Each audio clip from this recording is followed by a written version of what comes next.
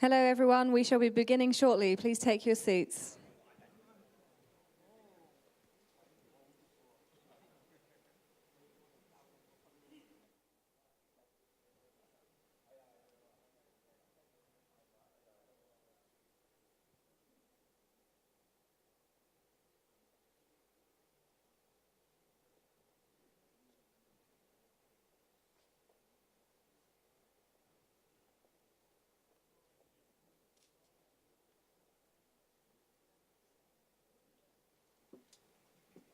Hello, and welcome back to the afternoon session of Leap to Success, Innovation and Breakthrough Forum 2016.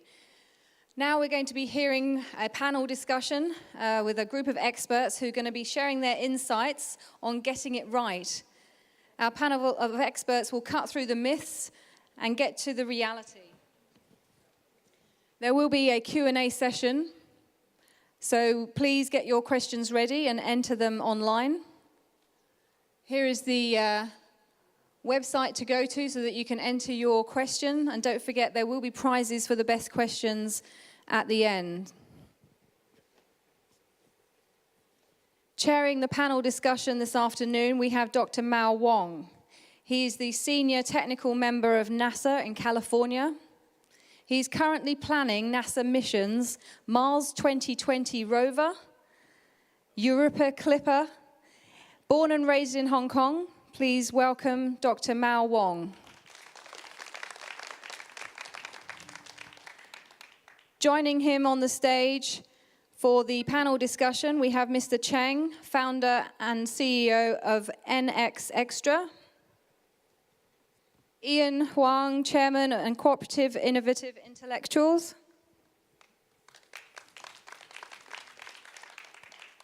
Dr. Mei Kei Young, Chief Technical Officer at Astri. Dr. Bill Wong, founder and president of Tardigade Limited. Dr. Jeffrey Yun, VP Emerging Technology at Hong Kong Telecom and CTO of 2 startups. Please welcome your panelists.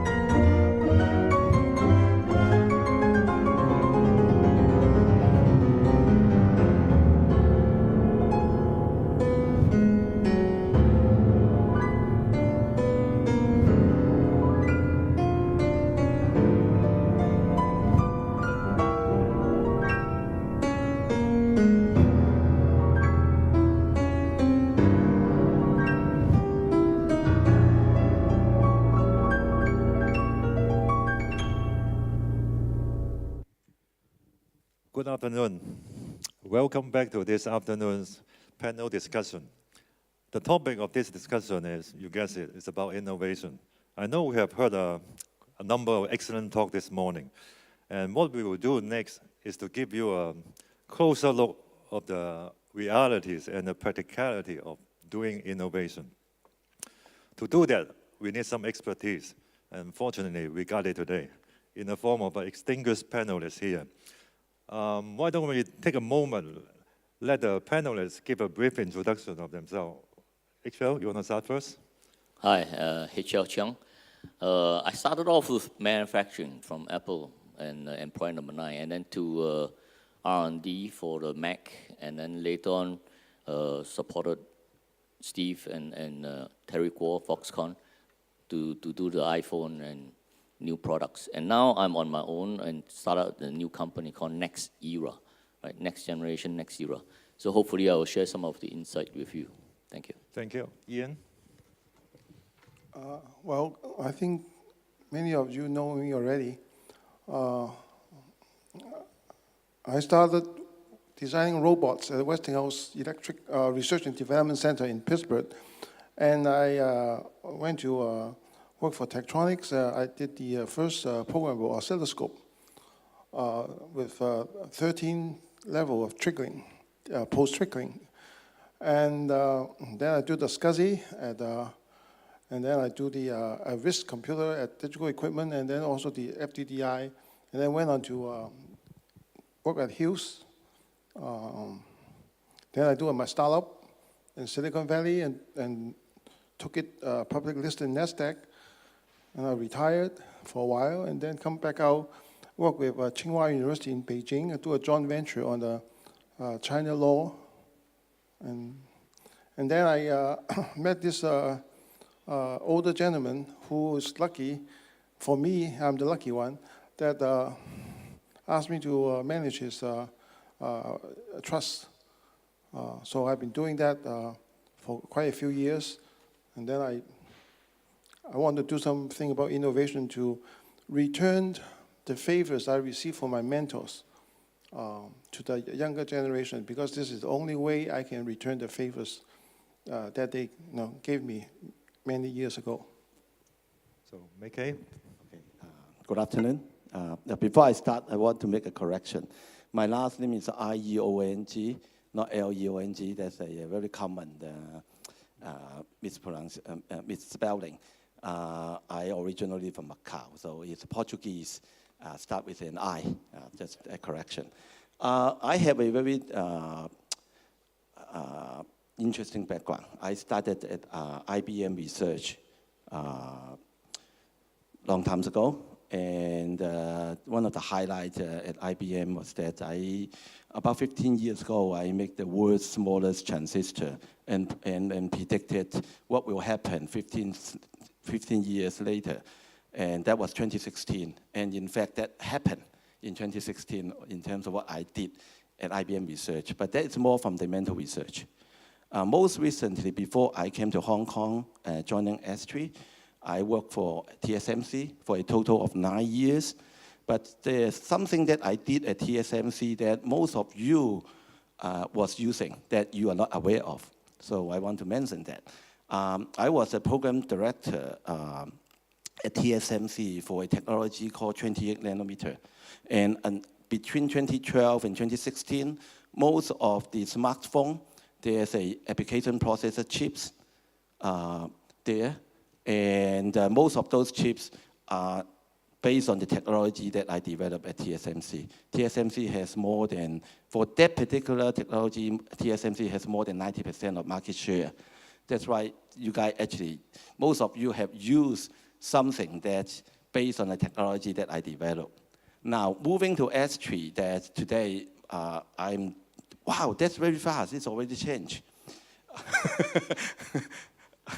Thank you. And in S3, I think it's much more diverse. And today in S3, I'm the CTO of S3, and we work on technologies. Some of the technologies are very applied, so and application level. And so the focus is applied research.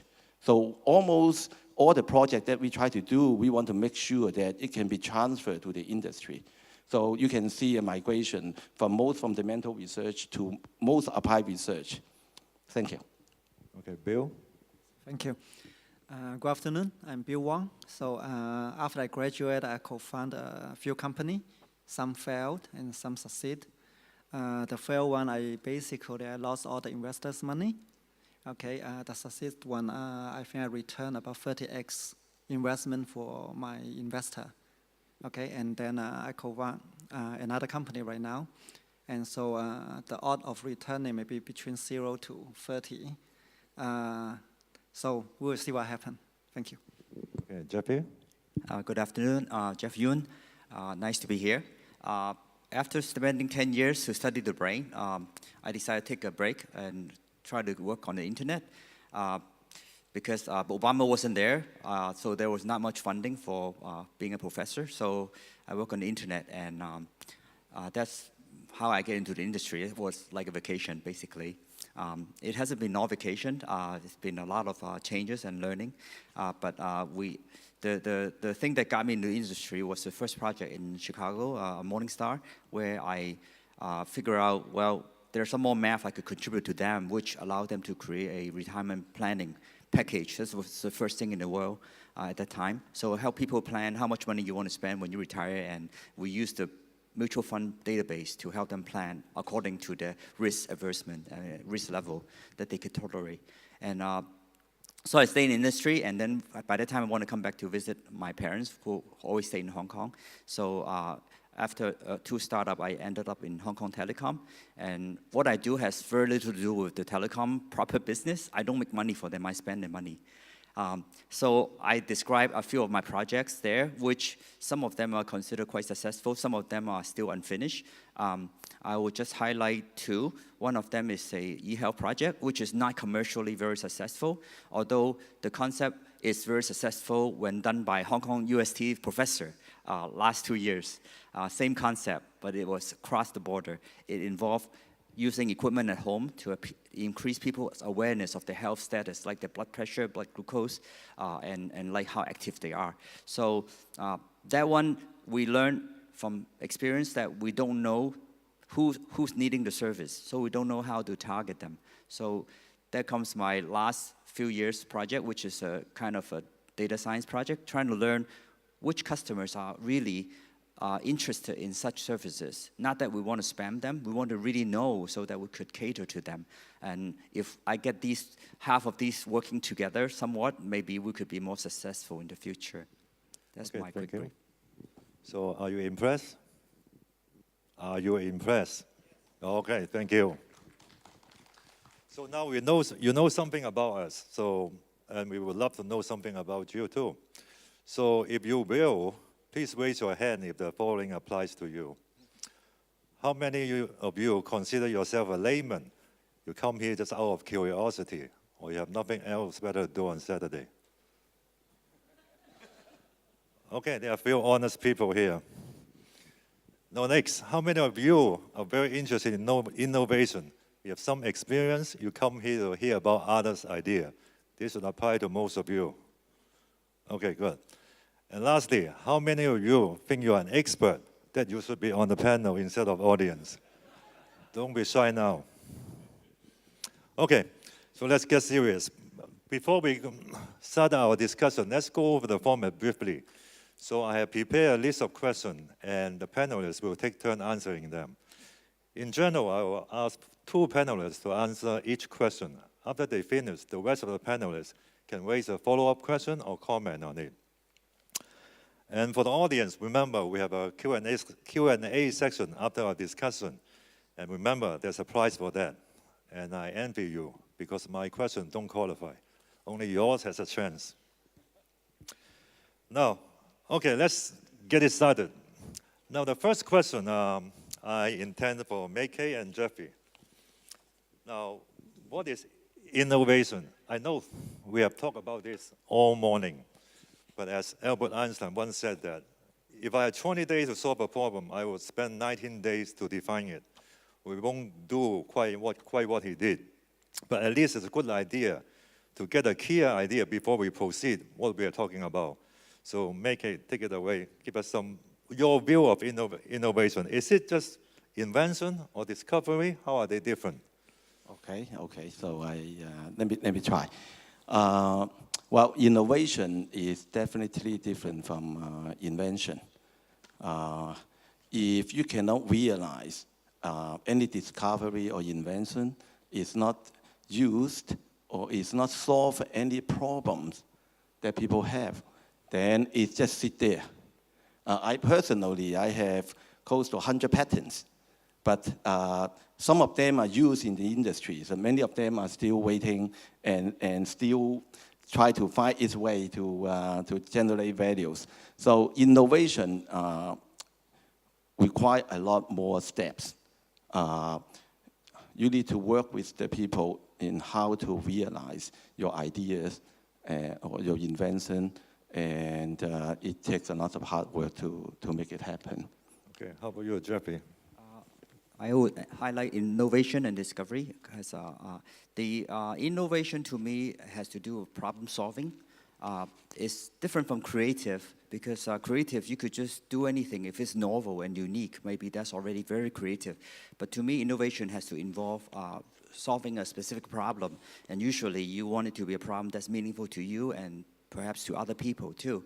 It's quite different from discovery. My first scientific work was the discovery of some neurons in the brain which react to alcohol. If you drink like a little bit of alcohol, what would happen to them? So I spent a lot of time, actually 3.5 years, trying to prove this is actually true. So the proving of the fact of a discovery is quite different from innovation. Innovation a lot of times is doing something much better, solving the same problem in a much better way. So to me, they are really different. Did you drink a lot? No, actually I don't drink. But my subjects, the animals, drink. So we get someone who drinks to answer it. Yeah, that may be better. Any comments from the rest of the panelists? No? So let's move on to the next one. Now, many people have a misconception of that, okay, innovation is just like a Newton's apple. Suddenly, it comes at like a eureka moment. Suddenly, I got it, and everything green lights from then on. But is it really that way, or it is a result of a panel research, the consequence of a concerted effort? Ian, why don't you take it? Okay, I think it's a combination of both. Sometimes you have an idea that hits you, and it seems to work, but you have to prove it, you have to verify, you have to follow up on it. And sometimes it takes time to observations. You observe many things, then each of them filter out and get you the result of what that idea is. And I have experienced both. So I give an example. Is many years ago I was working for a company called Tektronix, and they say you cannot do multi-level post-trickling for an oscilloscope. And they say they've been working on it for 5 years. They couldn't figure it out. And I was a young man then, and I want to challenge that. So I sit down for 2 hours and look at all the circuitry and all the requirement, and I suddenly got it. I figured out how to do it, but that was through many observations. It's not just, and it was the first one that able to do, for an oscilloscope, can do 13 level of post-trickling with different time delay. That takes time, and it takes observation, really focus. It's not just, lightning hit you and you got it. So, but maybe somebody can do that, but I certainly cannot do that. All right, thank you. HL? Yeah, I can add it from a different angle. Innovation starts from many things. It could be an idea, it can be a business model, it can be technology, a process, it can be many things. And when you look at Eureka or this discovery, this is already there. You just did not know it. And like discover new land. The land is already there. You just discover it. And why you discover it now? It's too late already. So this is an issue on innovation. We are solving a problem. What kind of problem? This problem is human life problem. Because if it's not relating to human life, it's not sustainable. And if it's human life problem, actually technology and product come and go and change from analog to digital, from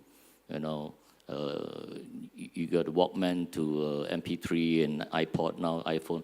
Or you don't need this device anymore. It can be coming from the sky and go to your speaker directly.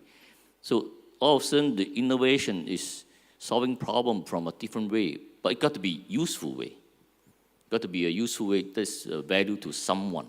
If it's not value to someone, why bother, right? So a lot of times we have solution looking for a problem. And so you define a proper question. What is the problem that you're trying to solve? And you may find alternative technology, alternative way solving it. And this may be called innovation. But once you have done it, everybody does it that way. The innovation is gone, right? And Apple came up with iPhone Nokia was #1 in phone, and they are the best phone, right? Phone. But Apple come out with iPhone, they are not a phone, they are not the best phone, but they are different things. But at that point, in 2007, nobody know that it's a different thing. But 10 years later, and all of a sudden you say, oh, Apple no more innovation. Why is that so, right? And the question is, when you're building 100 million of something every year and you want to come up with something new to replace it, do you dare to take a lot of innovation products and technology that not try, and in 1 month you need to transition 100 million units kind of run rate, and you are not careful, you become a Samsung, right? So the Note 7. So those are the things that when you are big, the level of risk you can take and the innovation that you can take versus a small and you have nothing to lose and coming over, oh, I want to do this. Small, you can do that, but when you're big, you got to do a lot more planning and dare not take a lot of risk. Okay, thank you. So one follow-up question is, let's talk about the eureka moment thing.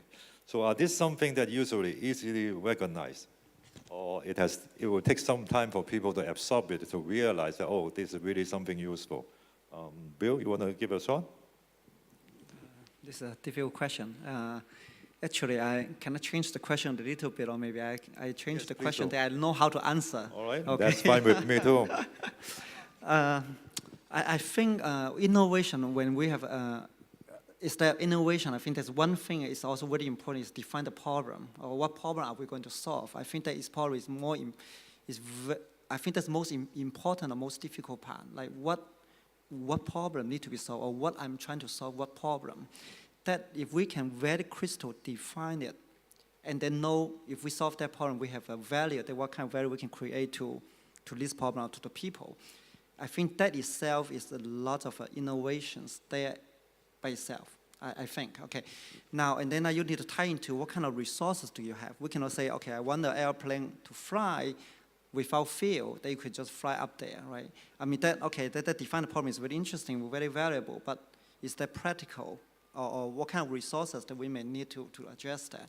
Now, so I can try to see, sometimes when we define a problem, we look to see what kind of the resources that we have behind us. And then we define the problem that we think we can leverage, or we have the resources to address that problem. And that, I think, will generate a lot of innovations. That may not be what we talk about, the discovery of the inventions. And I think that is only when you have a lot of resources that then you can really plan the research. When you don't have enough resources, or you have limited resources, then define your problem and then plan your resources to address that. I mean, you need to be focused, right? If you don't have unlimited resource. Correct. Okay. I could add a little bit to that, please, which is, please. I think a lot of us have like a matrix of problems in our head. So we definitely have to get a day job, get the work handed in, deliver. But a lot of times, sometimes you look at one thing and you're trying to solve another problem. That happens to me all the time. So sometimes it's not exactly planned, but then by solving some other problems, you realize, oh, this might work for that, even better than what I'm doing. Of course, you cannot just drop everything and do it. But that happens a lot, actually. I think that happens a lot among scientists too in academia. We have more freedom than you guys know. Yes. Okay, let's move on to about people, the people who do innovation. Can we really define there's some kind of innovation talent, a certain thing? Is it just creativity? I mean, if not, how do we look for it? Meike, you want to give it a shot? How can we define innovation talents? I think it's hindsight that when someone solves a problem that has a profound impact, and then we call this person innovative, has a talent. I can see that a lot of time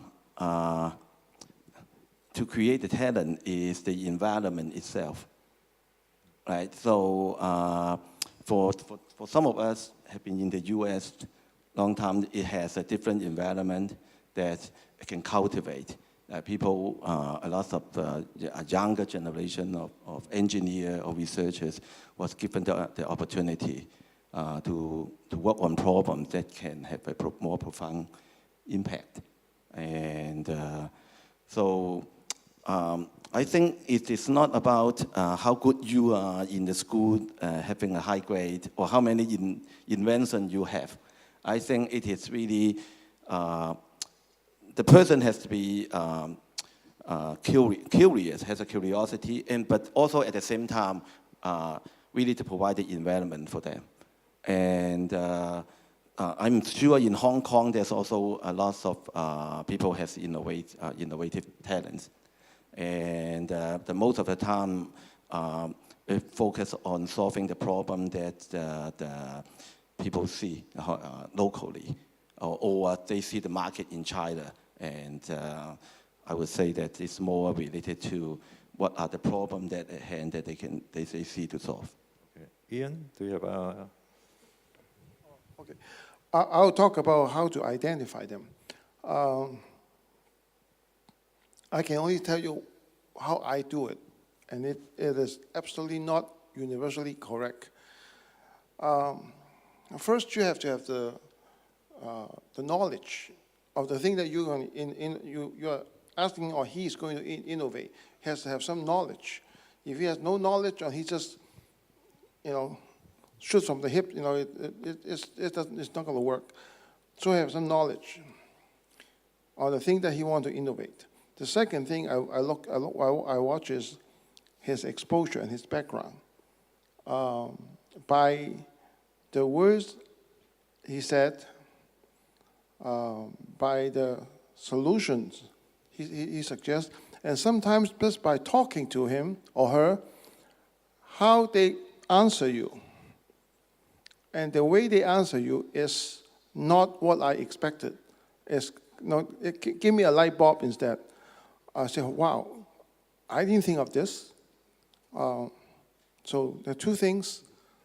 And then, if he or she has the passion to carry it out, and not just talking, but because innovate includes the actions to make it happen commercially or economically. So I will look at these three things, and that's how I identify them. I cannot speak for everybody, but this is just me. I'd like to add something. Sure. Because we have this startup environment doing data science. We have foreigners, like a lot of Hungarian mathematicians, and then our group. And so we did this personality test. It's based on Jung psychology. And we found out 4 groups of people. This you'll find, I forgot the technical name for that personality test. And basically, the innovative people are typically introverts. And also, and then the 2 classes under introverts. One class is very methodical, like do things very procedurally. And the other one is not able to deliver. Actually, I end up to be the last category. So innovation itself is not necessarily sufficient for anything, because the group of people that I belong to, actually, they are usually the CIO, the leaders, but then may not deliver so good compared to the other introverts. So there are some personality things that go with those that are quite correlated, it seems. It was true in our group. Okay, very good, thank you. So, may I also please. add something? So depending on which field you are in, right, the innovations, it's a different definition.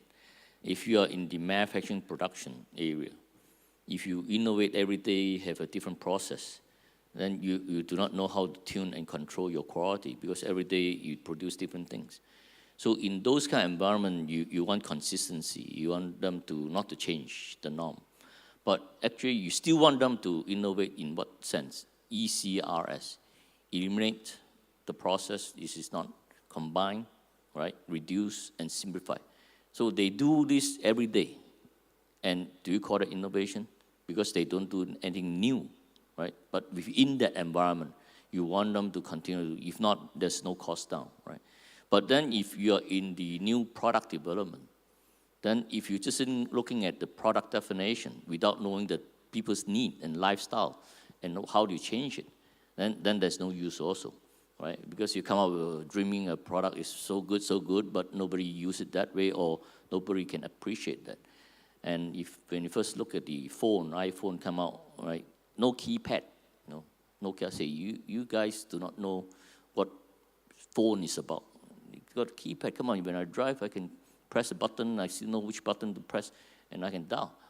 And no keypad, how do you dial? This is lousy phone, right? But then they lost, it's no longer a phone, right?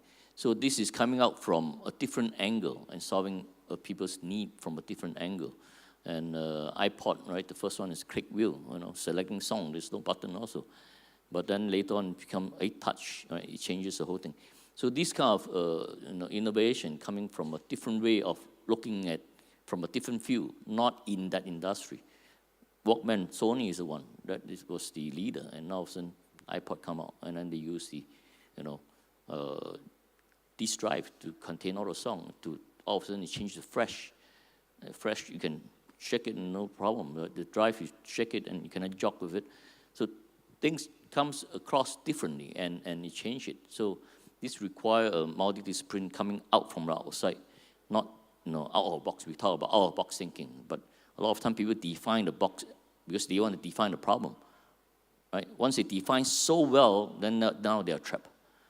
So there's one point is you define your problem, and the other is if you define so well, you are trapped. So these are the paradox that we are always in. Because in the innovation, you got to break the norm, but yet you got to define well enough so that you can solve it. So this is fine line how we balance this. Okay. Let's get back to about the innovation talent. So Bill, if you don't mind, I'd like your take on the next follow-up question. If you were tasked to train some innovative people, can you do that? Is that such a method, or is it just unrealistic to have a training system that to train people to be more innovative? Okay, I give it a try. Actually, I'm trying to train my 2-year-old daughter and 4-year-old kid right now.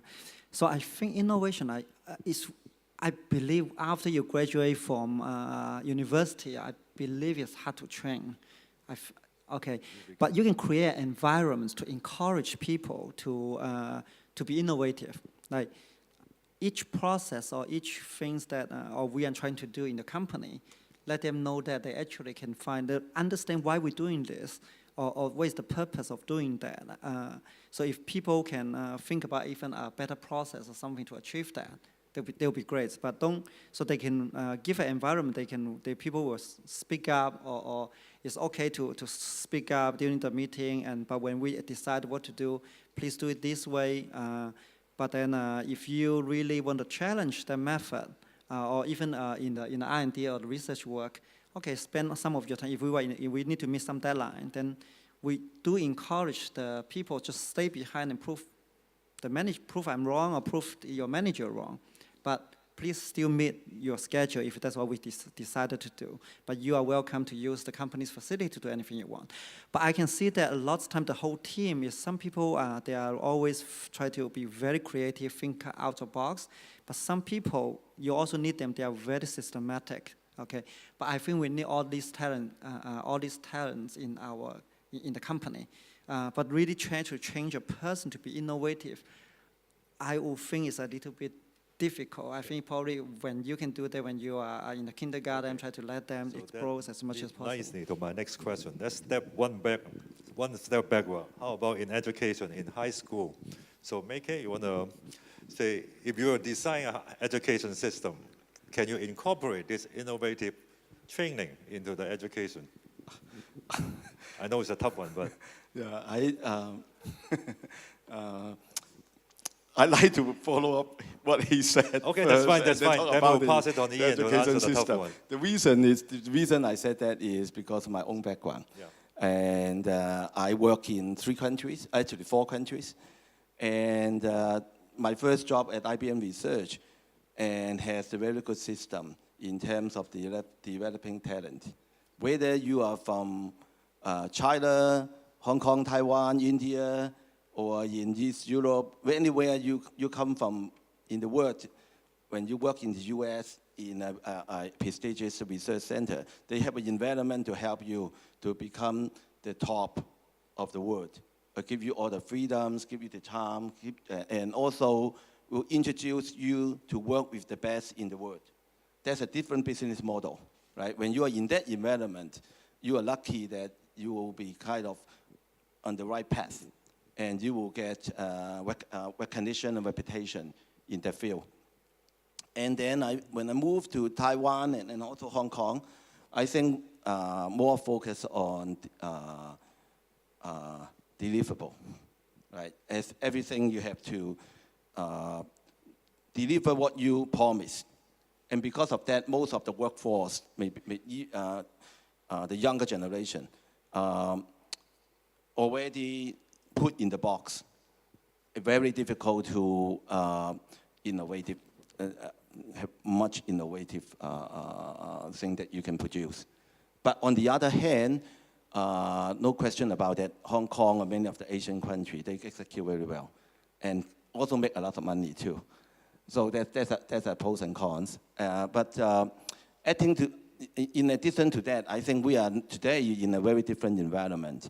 We are in an environment that technology got commoditized, whether it's software and hardware. My daughter, 12 years old daughter, can put an app that in the past may take a few weeks for an engineer to work on, and they can put these gadgets put together in a weekend and create an app, a 12 years old daughter. So I think today what we see is totally different. We have to learn a lot from the younger generation. Thank you. Any follow-up or comments? Or Ian? I agree with Dr. Bill Wong. I think the innovation talent, I'm sorry to say that, I think it's partially in your genes. Some people do not like this. They have to work in a very systematic world, and one step at a time, and if they're out of it, they just cannot handle it. Or if you give them a very fussy things to do, they will just sit there and don't know what to do. Now, to develop them, to train them, for a company, I have no time to do this. Either, because I have commitment to make too. And if I have no time to train you for all this innovation. And have you experienced this on my expense? Okay? I'm sorry, I'm just being really realistic because I have, when I was in Hughes, I managed around 600 engineers and marketing people. And the difficulty is that some of them, they want to do this innovation, but they have no skill, not enough skill, and no vision to do it, but they want to play. Actually, that was an excuse not to work hard, but to play. Okay? There are people who use that as an excuse not to work hard. I think if you want to be innovative in the company, you have to earn it. You have to prove, you have a track record, you have to prove you can do things, you have contributed to the company before, and now the company gives you the chance to be innovative. That's why in a company, they have a thing called fellow. I think IBM, some other company, a fellow is a very prestigious title, not a common title, at least in the world that I come from. So you have to earn it. Then the company will try to help you to develop you. But not everybody comes in the work and I want to be innovative. The janitor come in and he wants to be innovative. Cannot deal with this. Their jobs need to be systematic, one at a time, and just do it. Just execute it and don't do it. So you have to be earned. And for education, I think in the past, in Hong Kong, because I studied in high school in Hong Kong, the system was quite dictatorial. The teacher tells you what to do, but I was lucky in the high school I came from. I always ask a difficult question and make some teacher very angry. But also some teachers Sorry, really... Ian, I'm going to make you angry too. Okay. I have to Stand cut up. you off right now. Next. Okay, let's move on from personal level to organization I want level. to say one sentence there. Yes. I think too much encouragement on conformity is a problem in the education. Like, everybody needs to get the same exact answer.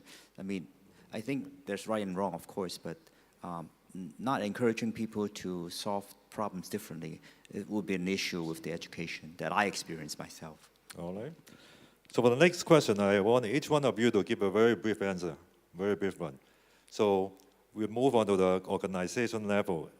As you can see, what is the common mistake that companies make when they talk about innovation?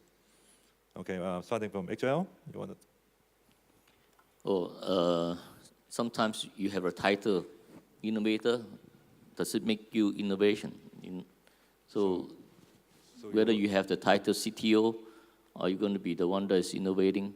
And sometimes it's tough looking at it that way. Yeah. So you mean putting wrong people in the wrong position?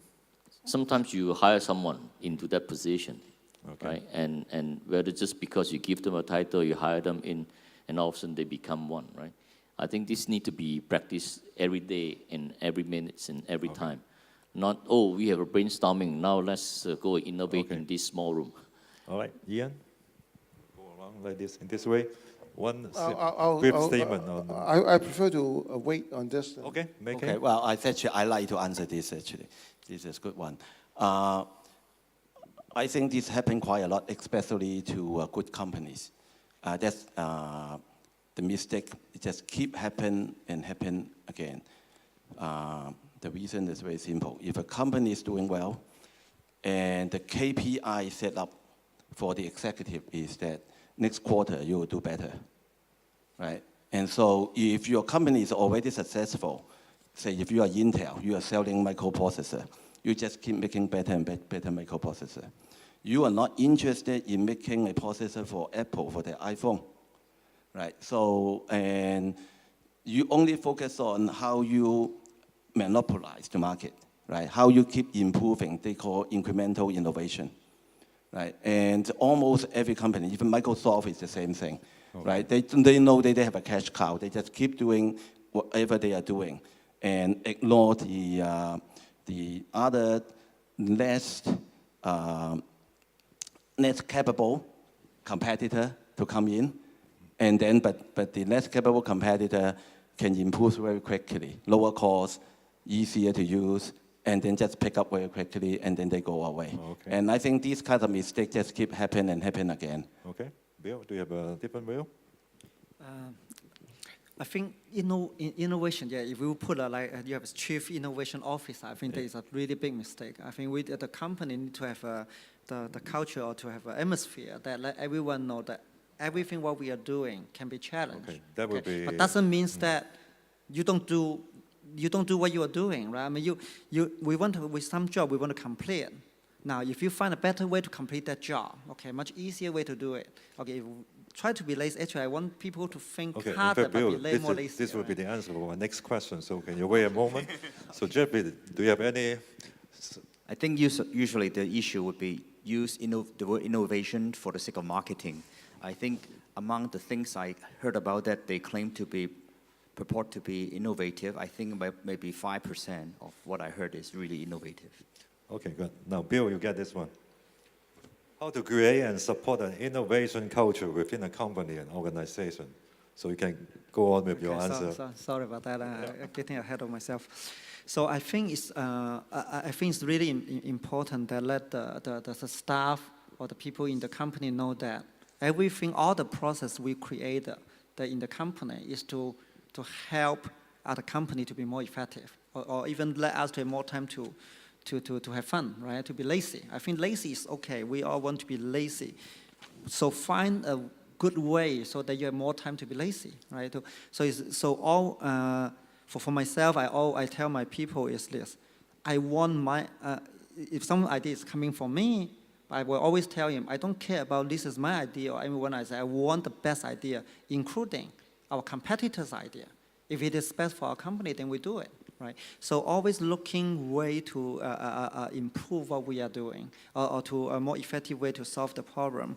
And then, but don't love or don't to try to put label someone that will bring up the idea that sometimes it can be stupid, but try to keep that. Everyone can voice what they are thinking, and then to improve the process, even though the process have been there for a long time, or even the boss actually implement that process. Everything can be challenged, and make that become a culture of the company. I think that's important. So keep an open mind. Okay, Ian, you want to? Actually, this comes back to what I talked earlier, is that there's this hero syndrome. To support an innovation culture within a company, the biggest problem is the executive management.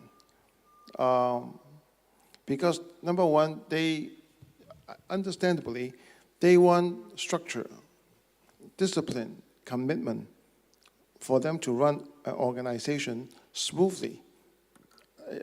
If you were the executive management, you want that, okay? But that's not the only thing. The problem is they got to that position because of their past success. And however, their past success may be a liability to today's market or the near future market. Now this is the bigger problem, because they will stifle innovation only in their ways. They were once innovative and very competent, but when you get to the executive management, you have certain demands, and at the same time, you cannot accept your once successful babies is no longer wanted in the market. So how to create this culture, my method is very different from some of you guys. I still promote that you have to earn it. You earn it, I give you a title fellow, or I give you this unquestionable fund, no question asked resources to do something, okay? But it has to be earned at first. Okay, thank you.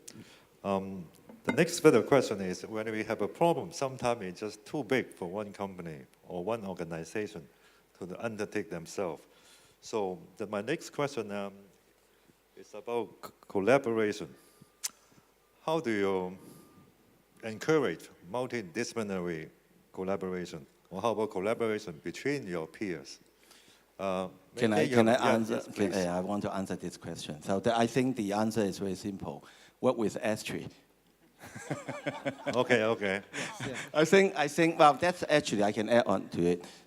In fact, I kind of briefly mentioned already, today a lot of hardware, software, open source, and the barrier for a company, whether large or small, to get into new area is not that difficult. And so you do need multidisciplinary knowledge.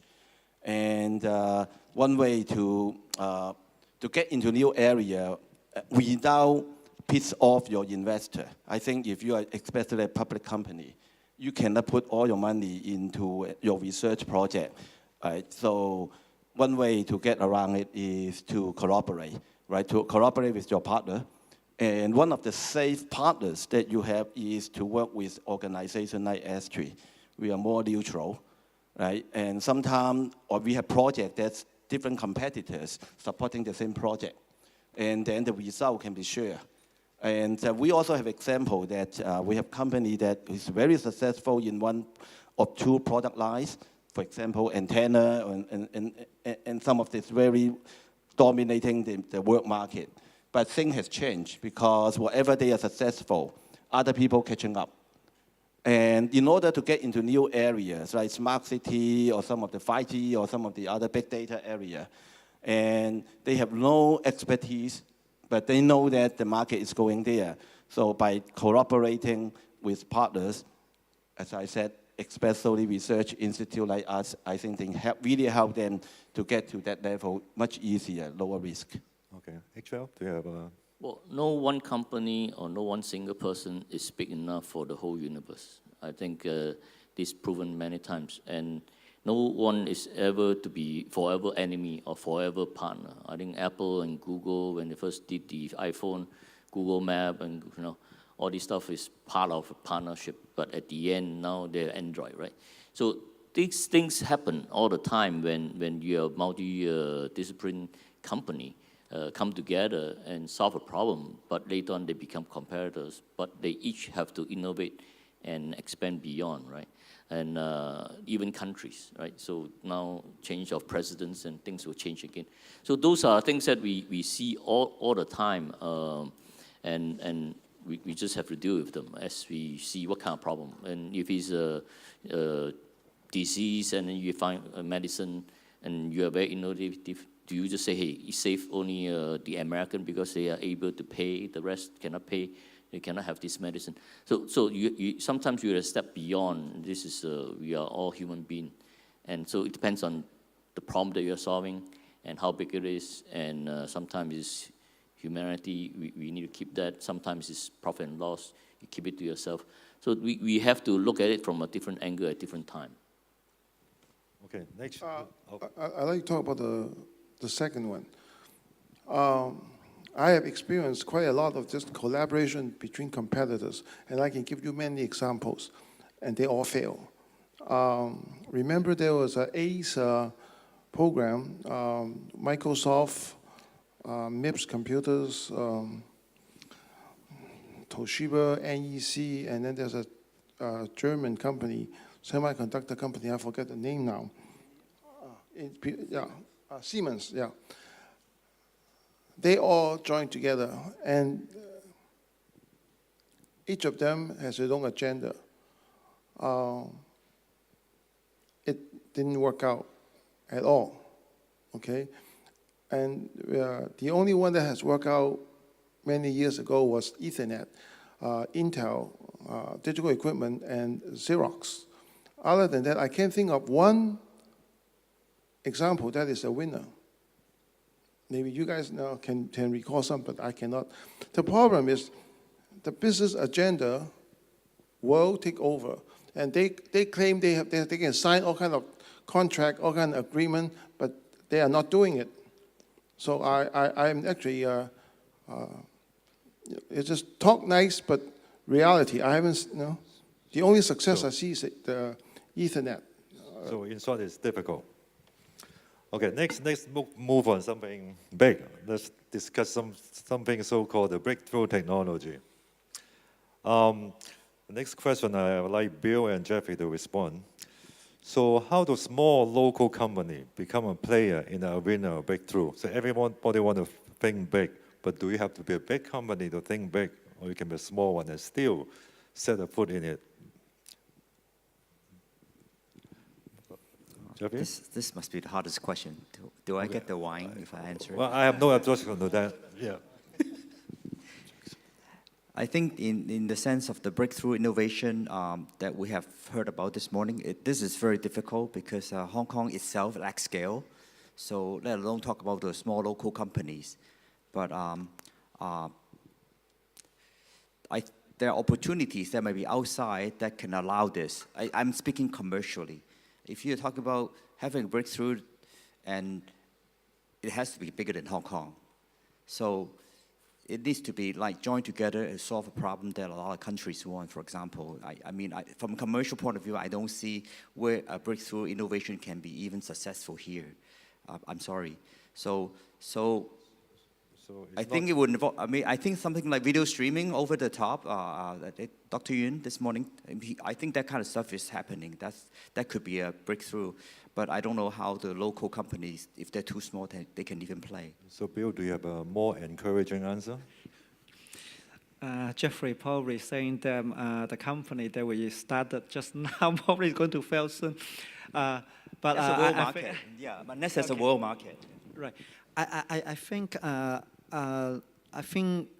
any company or any company in any location in the world, I believe, need to start small, but you need to think about the world market. Yeah, I agree. We need to see there's a need. You are solving a problem that the world probably is needed, right? But you need to think about what kind of resources that you have in locally that you can tap into it. and then and try to solve the problem that you can get access to in the local market first, and proven that it's successful before you go global. Otherwise, the support and everything will become very, very costly. And also try to leverage as much as possible the local resources. For example, in Hong Kong, S3 is the company that the SME or anyone who want to start a company can look into their technology. It is to see if there's anything that can be cooperate with them. Anyway, it's not. In Hong Kong, actually, people, when I return back from the Silicon Valley to Hong Kong, people, my classmates, they're very nice to me. So you want to do high-tech in Hong Kong, the rate is higher. It means it's going to fail, very, very likely. But this is, I think, in Hong Kong, we have a lot of exposure, and then how can we take the local, even the market very small, can we find something that we can prove in here? Because it's small, and because of the public transportations, everything is so advanced. So pretty much in half hour, you'll be able to reach to your customer in half hour. So that make your whole R&D or your business model, everything will be much easier to prove here before you bring it to China, or even bring to the rest of the Asia and also to the rest of the world. Then maybe there's a lot of thinking, or you need to put into it and try to make it successful. It's not easy for sure. Yeah. Can I comment on it? I see that the breakthrough innovation often start at smaller scale. I think small local is not a limitation for innovation. Look at Angry Bird from a small country. And so I don't think that is not the problem. But what I see specific in Hong Kong is that I think we need a more open environment. It has to be less regulated, right? And I heard some story about maybe long times ago, maybe you know more than I know, that I heard about story there in the past that Hong Kong was very innovative, that used cordless phone for wireless phone services, and even served an unserved market in China by using satellite. So at the time that is less regulated, when people want to make money, they have a lot of innovative ideas. But those ideas it's not possible today because everything is regulated, right? So I think either Hong Kong need to have a very good connection with the rest of the world. So you always look for problem that happens in a large market. Or Hong Kong has to be less regulated, that has an environment, all kinds of test bed, sandbox for people to try different things. Okay, thank you. So since Sorry, we do go on to the, okay, I'll get you the answer on the next question, Q&A section. So this will come to our last question for the discussion, and then we'll go on to Q&A section. So the last question, Jeffrey, you get the first call. So how is managing a breakthrough innovation project different from managing a mass production project that has a typical plan, do, check, adjust dynamics? I'll let HL go first, and then Jeffrey, you can follow up if you want. I think I work in both of these companies. One is Apple, and one is the Foxconn. So in the Foxconn, everything is producing mass volume, right? This is an issue on if everybody can be innovative and every single person on the line can have their own thinking and process, there's no way we can produce a product, right? So in this case, there's definitely plan, do, check, and adjust. And I talk about ECRS, eliminate, combine, simplify, reduce, these kind of activities that they have to do all the time. And when you look at Apple, right, and innovations, it's part of the thing. Think different, right? This is a big word. And at one time, so on all the power plug, they have a different, because of PC industry, they have black cable. And yet Apple have a gray cable because their product looks gray, right? That even power plug have to be gray. But later on, if you look at notebook, they are the one have the magnet on the charger, right? So when people pull the cord, the whole notebook will not be falling off. So you look at this, if you just look at innovation, everybody want to innovate, and even power cord need to be the same color, but there's no functionality. But once they add in the functionality on a notebook, and all of a sudden now they have a much better user experience, and you will not destroy the product by pulling the cord. So we have to look at this as value differentiation, value innovations, and not just being different. Is different better? Is different lower cost? Is different faster? Is different still compatible to the world expectation of your quality or products? So those are things that you have to balance. And sometimes because people want innovation means they want different. I say no, it's different. The innovation doesn't mean that it's just different, but you think different, but isn't that is a slogan? So different means innovation? No, right? I think it's a value differentiation that we are looking at. So this is tough, and you got to look at each of the discipline and value them, and yet you got to do it on a daily basis, on not in the room. Then you innovate. You got to live and breathe and think that way, and don't limit yourself to only when I have a meeting, then I turn on the innovation cap, because that's when my boss pay me. The rest of the time I don't innovate. So I don't believe that, because I'll challenge them on every single action that they do. Okay, anyone? Sure, I will answer this question first. I think they're not compatible. If you want to do a breakthrough innovation project, the kind of dynamics that you need to have is like a startup environment. Everybody needs to know almost like 80% of what everybody else is doing in the key part. And I've done mass production project. That's not quite possible in a mass production project. So the kind of skills and interaction is really very different. So they're intrinsically different. They're not. I don't think they're very compatible, actually. Okay. I would argue that it could be compatible.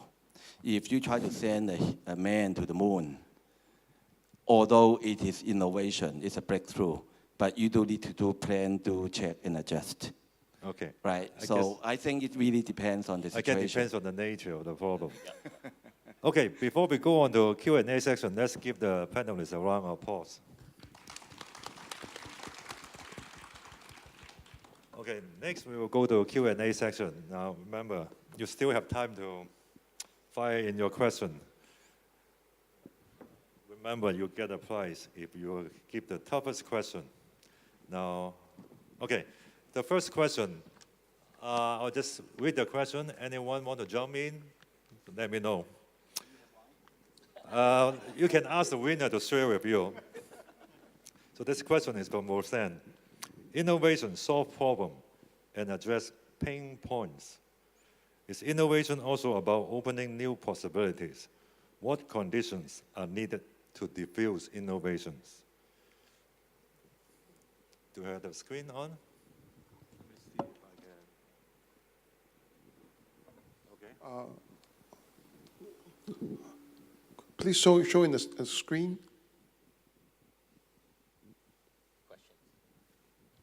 Okay, let me read the question again. Innovation solve problems and address pain points. Is innovation also about opening new possibilities? What conditions are needed to diffuse innovation? So anyone want to give a shot? I just repeat what I said. I think the environment is needed, right? So I mentioned about when in the old time, there's not less regulated, and people want to solve certain problem, and they will just find a way to do it, and people make money out of it. And so innovation is about solving problem, and if you order regulation, then you cannot do anything. So I think the first and the most important one is you have to have the environment for people to innovate. Okay. So, okay, let's go on to the next question. From Cecilia. Most people who are innovative, technically talented, may not be a good entrepreneur, yet they are weary of partnering with someone who are. How can it be improved? We still get no, okay, I'll read it again. Most people who are innovative, that means in parentheses, technically talented, may not be good entrepreneurs, yet they are wary of partnering with someone who are. How can it be improved?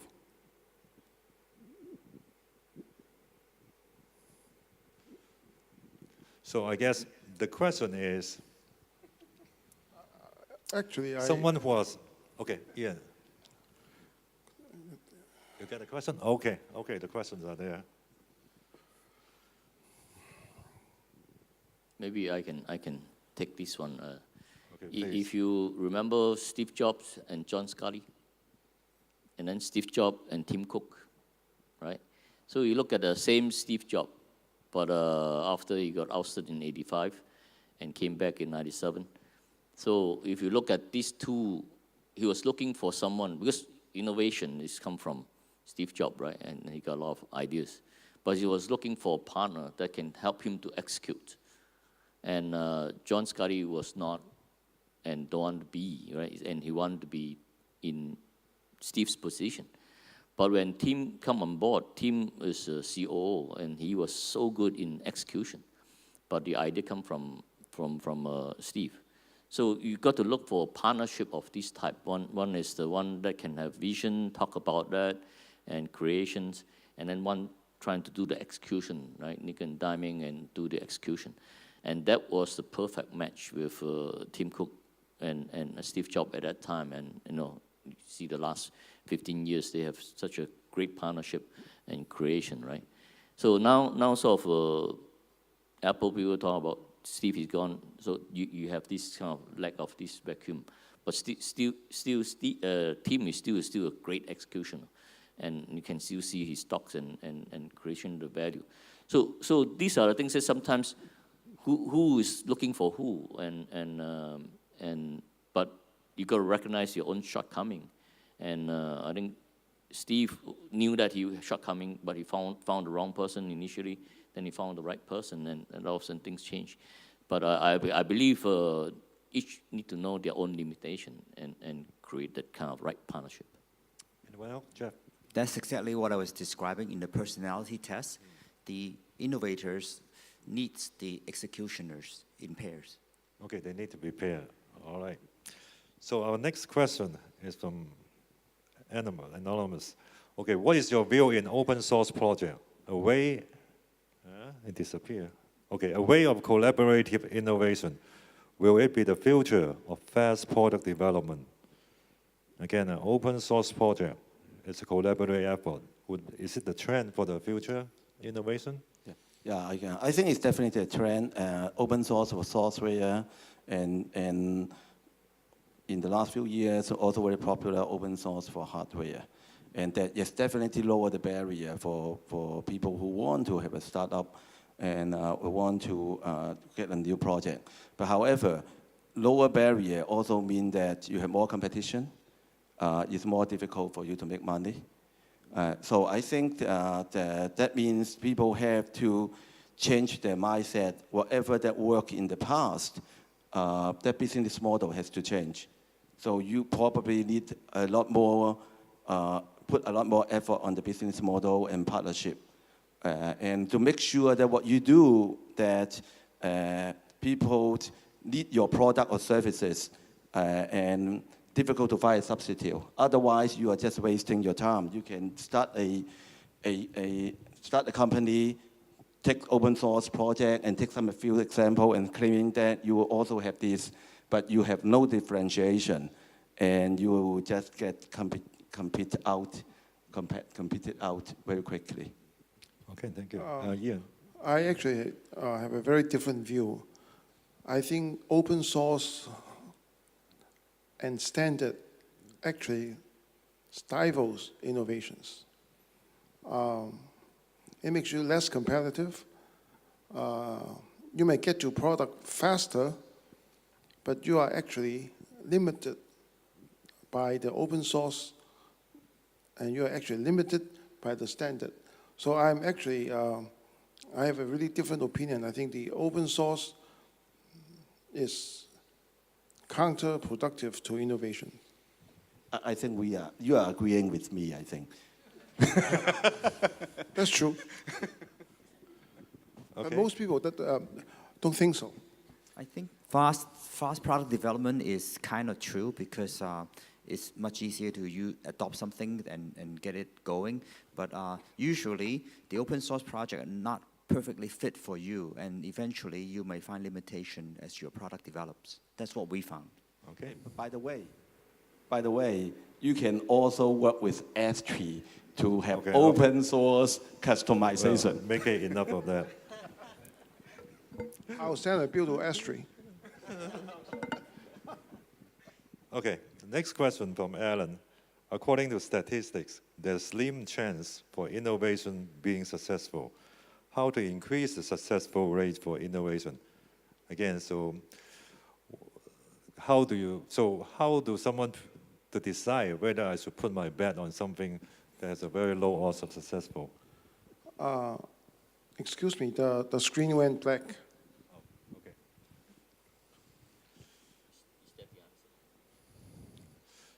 Okay. So now, okay. So anyone want to give it a shot? Well, I think this is obvious, right? If the success rate is high, that means any innovation idea will get commoditized. No one make money. So it doesn't make a difference. So by definition, I think it has to have a slim chance. And you solve problem, you make money, right? And you make money, you invest more, and you make it even better. So I think these kind of come together. So high risk, high gain. Exactly. I'm sorry, I disagree with the statistics. Okay. Ian. It depends on the what you innovate and who is the innovator, okay? And actually, I can give you example on the people that do the innovation, and every time they do it, every time is successful, okay? So I give you one person. His name is David Cutler, okay? He innovated the RT11 operating system, the RX11 operating system, the VMS operating system, the Windows NT operating system, now doing the Windows 64, and then switch to something else. Every product he did, every product he innovated was a success. So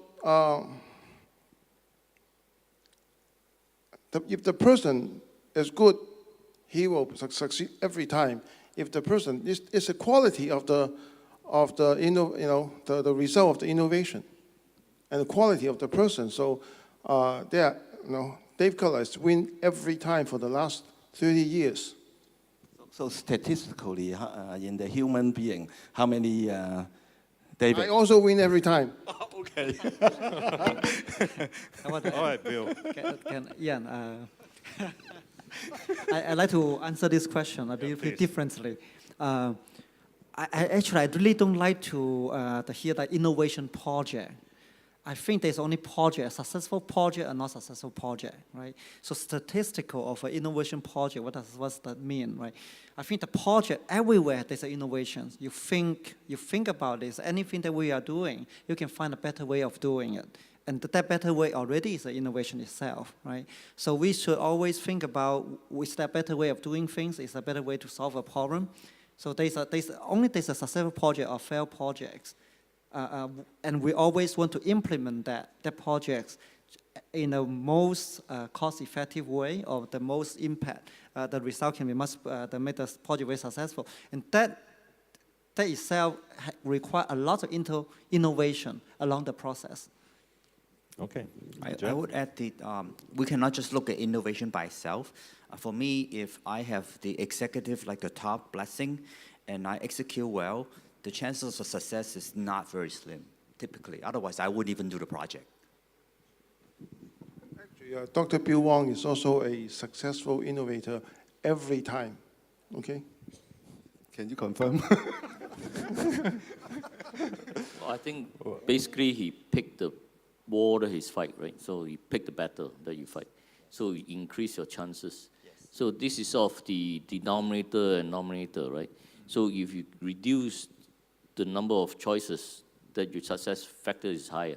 So when you look at you talk about innovation and success, you can define the problem small enough that you will be successful. And sometimes you define so big, that you need a lot of interdependency. So once you increase the interdependency, if you have 10 steps Even you are 99% times 10 steps, you'll be very tough. But if you only have 2 steps, and then you are 98% possible that you get through. So you reduce the number of steps to get there, and you define a problem small enough. You can innovate in that and make it successful. But you make it very difficult by having 10 steps, and all of them have to be successful before you can get to succeed. Then your chances is going to be small. I think that's what we talk about. Why that guy is so good, because he picked the right battle to fight and not yeah, I think this is a very good comment. That I think you and me maybe have a different standard. So some people say new is innovation. Some people say that you have done something that you really impact the society, really make a difference, and then we call it innovation. So if you look at these two definitions, the success rate is quite different. Right? So I think we are talking about, we just have a different perception in terms of innovation. Okay, so the next question is from the Ori team. Design thinking and rapid prototyping is a trending methodology of product development. Is innovation more conducive in an enclosed or open environment? I'll repeat before the text come out. Design thinking and rapid prototyping is a trending methodology of product development. Is innovation more conducive in an enclosed or open environment?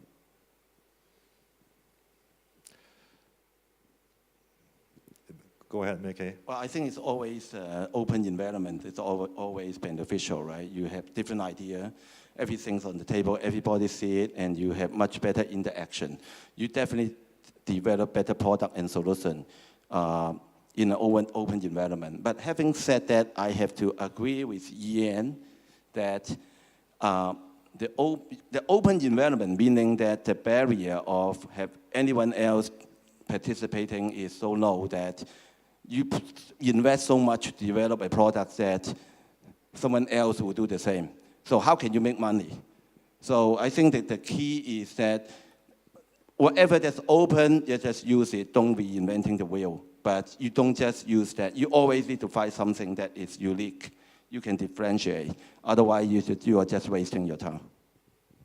I agree with the later part of what is said, but not the earlier part. I don't believe in committee design. I believe if the 2 or 3, because if you have too many people, your communication becomes the problem.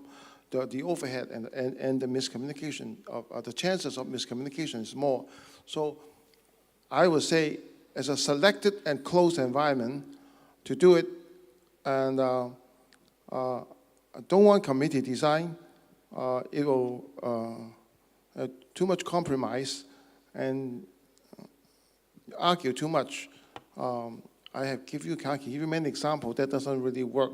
Pyramid technology, many years ago, you might not heard of it. 3 professors from UC Berkeley trying to do a wrist machine, and they spent 1.5 years arguing the architecture. Should have done it in 3 months. So it doesn't, no committee design. I want to respond to sure. this. Because to me, rapid prototyping is a proof of concept. So when the first product I built was 30 days, we just 3 people finish it ourselves. And it's not about creating a product. So you may want to separate like proof of concept from making a real product. The product itself took 8 months to build from a team of 50 people after those 3 guys, or we 3. So I don't want to mix the concept proof versus the productization. I'd like to add a little bit. Yeah, I please. totally agree with Ian saying, I think we need a dictator in a project. He really be responsible for the project. But this dictator can have a very open environment. I mean, he finally made the decision, but he can listen to everyone's comment. And if this guy, he can have a very open environment, and then he get all the information and try to find the best method and to implement that. But it cannot be like a committee, everyone have to equal vote. That won't happen, but definitely need a dictator so the thing can move forward very quickly in this market. Okay. The next question from Anil.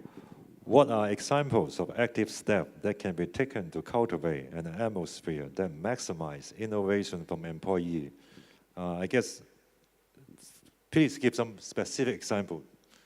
What can you do to maximize the environment for innovation for your employee? What are the specific steps, concrete steps? Name one thing. Salary increase is one, isn't it?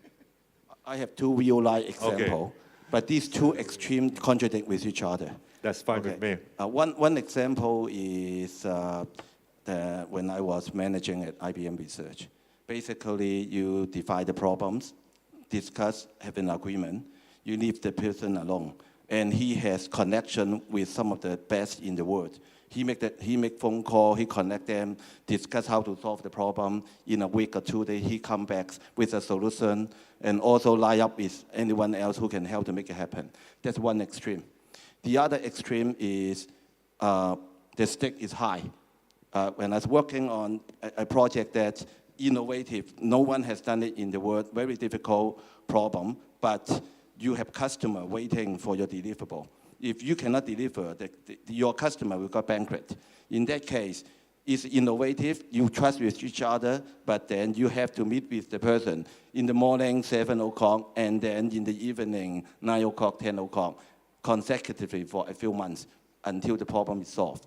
So these two is contradictory, but then they both are breakthrough projects. Okay. Well, okay. Okay, in fact, this next question is related to what you just said. Apart from the innovation, isn't it more important to have the network, especially if you're a small player in a big game? So is it more important to know people? Okay, apart from innovation, is it more important to have the network?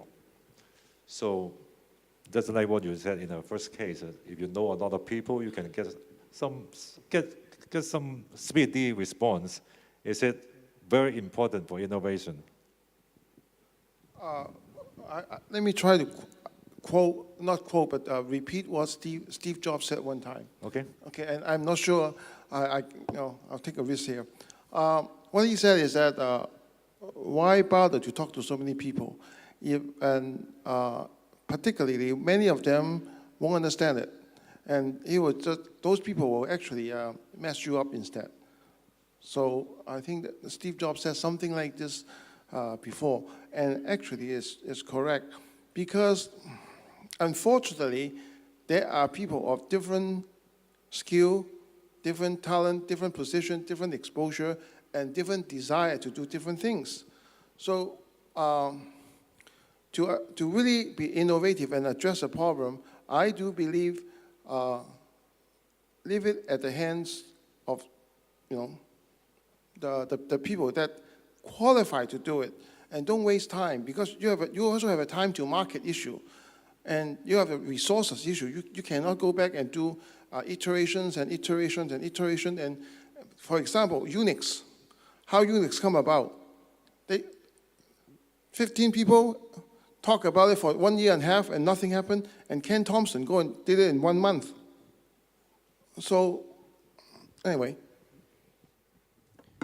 I may add to this one. So if you are a clear visionary and already known innovator, and if you are put in the environment that you have a good network of friends that have all the technology and know-how, can help you to put this together, then it's going to be working, right? So I think it happens on Apple and Foxconn, right? So when earlier days when Apple do their own internal manufacturing, then they had to invent every of the aspect of manufacturing to make the great products that they have. But when they have a partnership with Foxconn, and all of a sudden, Foxconn is the one doing all the manufacturing technology, and Apple have all the product innovation thinking. But you can think about it, but you can't make it. Then there's no use. So you got to find the right partner. And in the case of the iPod Nano, right? And the first one they came out is the plastics at the back and Montblanc finish, but at a very low cost. My God, one Montblanc pen had no electrical, no screen. $100 US, right? But the whole iPod, less than $200 US. So how you got a screen, you got touch, you got everything else. So how do you do that? So the Foxconn come in and make that happen, right? So you need to have combination, and just how you say, more important to have the network. You need to have a network of capability on technology to support your thinking. If you have to invent a technology, then it will take a long time. But if the technology is already there and they can go and, I call it IID. What is IID? Innovative way to do integration, or integrating the innovative design. So you have both IID, right? So one is doing an innovative way of doing integration. One is to integrate innovative design. So both of them is IID, and you need both of them to have a great products and differentiations. I say Sure. the answer to this would be yes, in the initial part of the game, you could get up and running quickly, but you need to know your differentiation. Otherwise, you'll be only able to do what everybody else can do. Okay. Yeah, okay. Can also comment on it.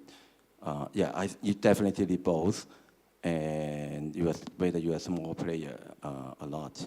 But one thing that is very special in recent years is that the barrier is very low. I think about it, Xiaomi doesn't need to know how to make all this technology. They only need to focus on the business model, right? And then you can get a network of suppliers to help you to build the products. So yeah, it's important both, but then you always focus on what you are good at. In this, I can add to this. In this case, their strategy is very simple. Apple's supplier will use. So they do not need to innovate the supply chain, right? So they qualify all the pre-approved vendors, pre-approved parts. All I need to do is an innovative business model. Because the product is already there, right? The smartphone is already there.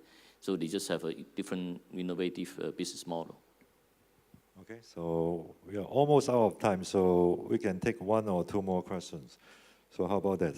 Why did some SungWorks project use truly breakthrough innovation? I guess we need to define SungWorks first for someone who are not familiar. Ian, you want to do that? SungWorks. What do people mean by SungWorks? Oh, skunk work. Okay, skunk work. I encountered that when I was running Hughes. Each company has commitments to the customers. When you deliver a product and you have scheduled product announcement and the marketing expenses, all this documentation and news release and all those things, then you can find out the engineer supposed to make that happen. He didn't do anything of those. He go and do something else. He did something else that you don't know anything about. You're not informed as the VP of engineering. And now he spent the company resources and time and his own, and he screwed up his own commitment. But he's supposed to come out with a great product, okay, which has nothing to do with the commitment. So the skunk project is a non-authorized project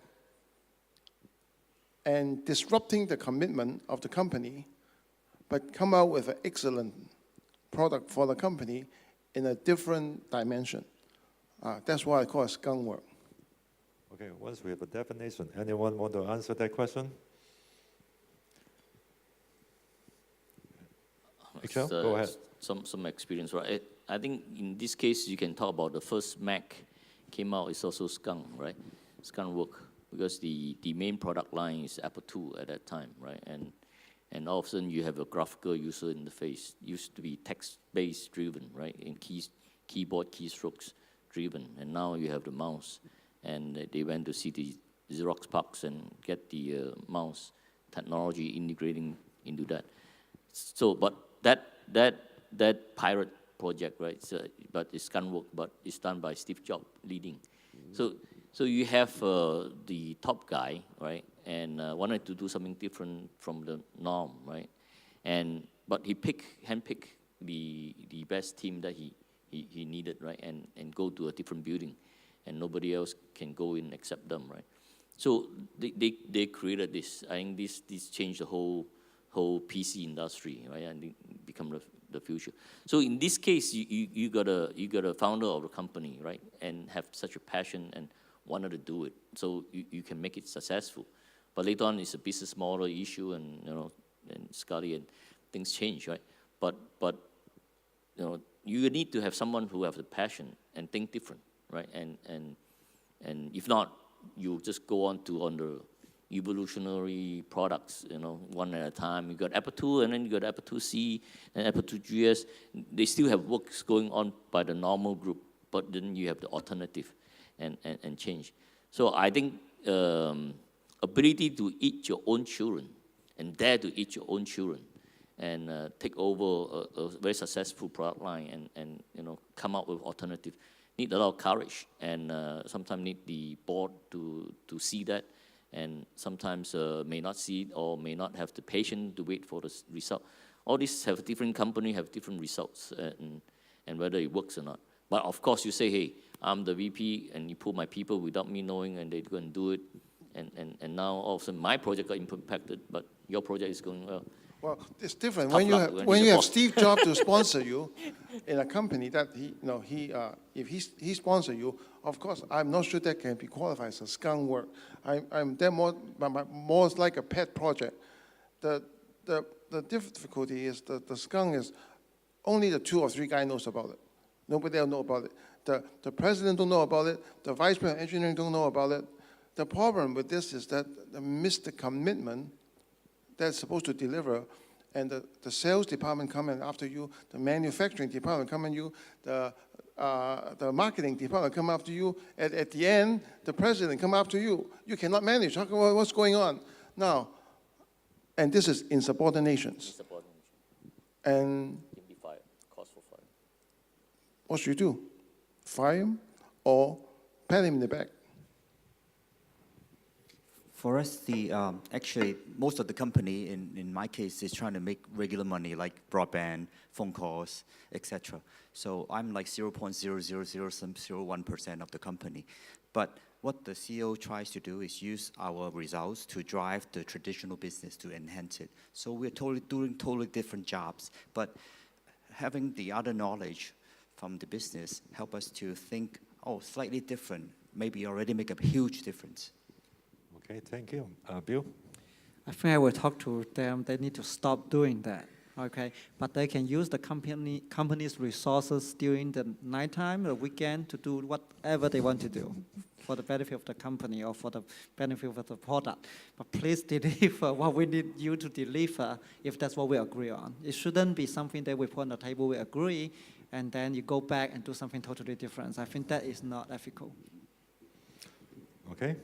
I think this one we also had an experience, but by another boss of mine, right? That person got fired, right? When they did that. And really, thank you very much, but you got fired because that is insubordination. So that is done. But 6 months later, he got hired for another position because we recognize his talent. So you need to handle both, right? You need to say, hey, this is not okay because the whole production need to be disciplined. You need to do that, and because we are in that industry. But then they are put into a different position and say, hey, now, because of your talent, you go ahead and do this. And that's what we hire you for, right? That need to be changed.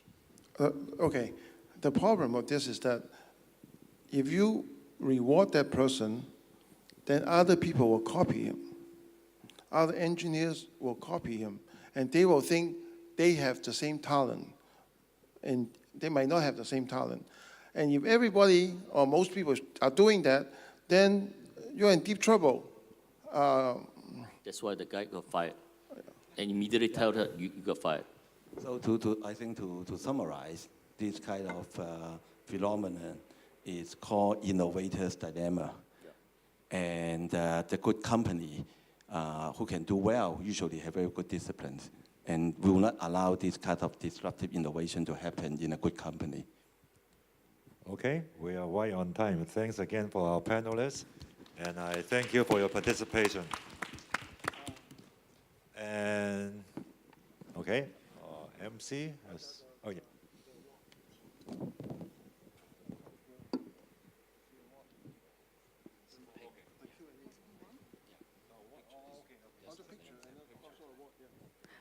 Okay, so we have a winner for the Q&A session. Okay, good. We have Ori Team, who gave a question. You stand up.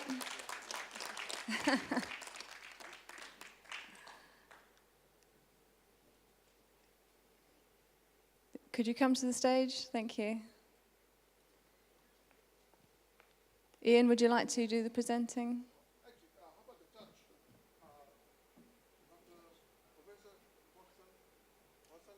Okay. All right, would you like to come to the stage to do the presentation? We just surprised him. Sorry.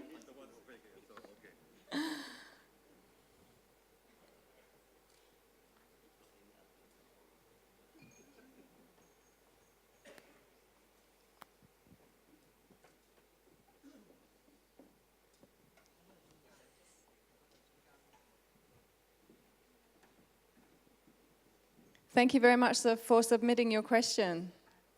Please give a big hand for our winner.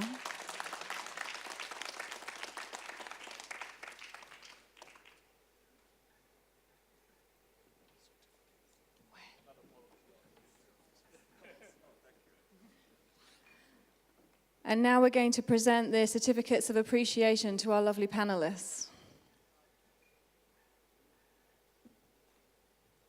I'll first present this certificate to you first. Oh, blimey. I haven't done anything.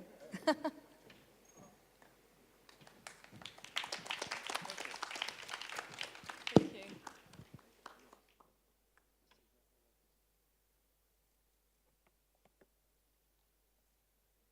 Thank you, everyone.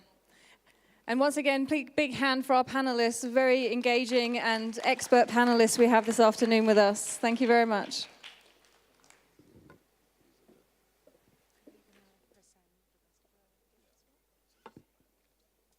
And now Ian will do the presenting of the remaining certificates to our panelists.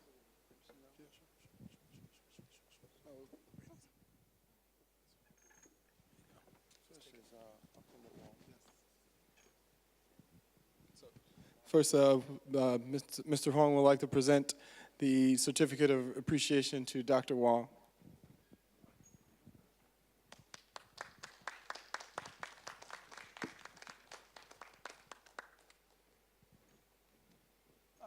Don't go, yeah. Next to Mr. Chung.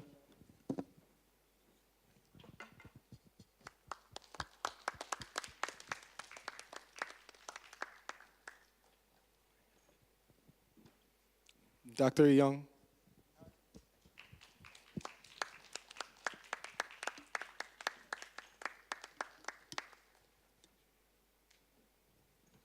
Next we'll have for Dr. Wong.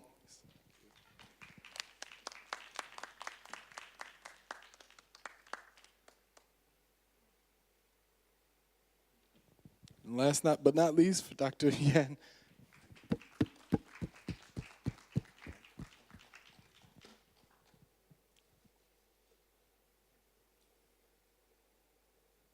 And if we could, just a round of applause for the entire panel. It was a lot of expertise, great panel. Okay. And then we'll have a photo opportunity with everyone.